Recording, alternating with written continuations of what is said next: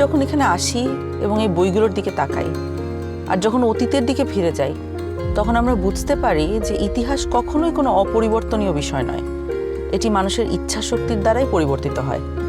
এখন আমাদের নিজেদের ভাগ্য এবং ইতিহাস আবারও নতুন করে লেখার সুযোগ নিয়ে এসেছে গণভোট 2026। সবার মনে একটা প্রশ্ন, গণভোটটা আসলে কি? গণভোটটা হলো আসলে একটা ভবিষ্যৎ বাংলাদেশের ম্যাপ। ভবিষ্যৎ বাংলাদেশ থেকে আপনি কি চান আর কি চান না একজন নাগরিক হিসেবে, তার একটা খতিয়ান। আপনি কি এমন একটি বাংলাদেশ দেখতে চান যেখানে কেউ চাইলে 10 বছরের বেশি প্রধানমন্ত্রী থাকতে পারবে না? এমন বাংলাদেশ যেখানে সরকার চাইলেই বিরোধী দলের সম্মতি ছাড়া জরুরি অবস্থা জারি করতে পারবে না, চাইলেই জরুরি অবস্থার সময়ে নাগরিকের বেঁচে থাকার অধিকার কেড়ে নিতে পারবে না, চাইলেই এক্সট্রা জুডিশিয়াল কিলিং করতে পারবে না? আপনি কি চান সংসদে একটি উচ্চকক্ষ থাকুক?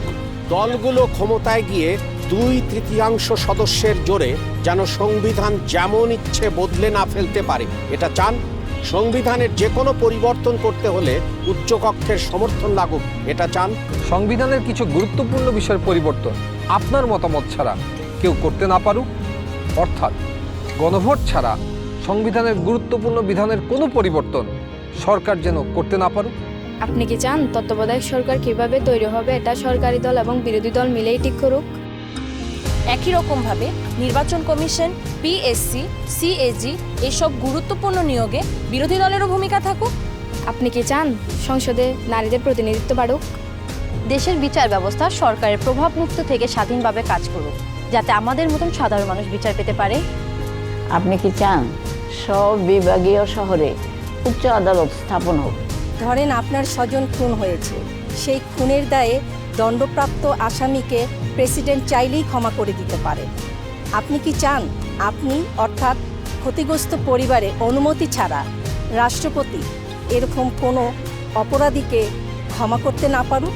আপনি কি চান যে আমাদের মৌলিক নাগরিক অধিকারের সংখ্যা বৃদ্ধি পাওয়া উচিত? যেমন ধরেন ইন্টারনেট পাওয়া, এটা কি একটা মৌলিক নাগরিক অধিকার হওয়া উচিত, যাতে ভবিষ্যতে আবারও কোনো খুনি সরকারের সেই ইন্টারনেট বন্ধ করে আমাদের উপরে হত্যাযজ্ঞ না চালাতে পারে? রাষ্ট্রপতি এবং প্রধানমন্ত্রী ক্ষমতার মধ্যে ভারসাম্য বজায় থাকুক, এটা কি আপনি চান? বাংলা ভাষার পাশাপাশি দেশের অন্যান্য জনগোষ্ঠীর ভাষার স্বীকৃতি পাক, এটা কি আপনি চান?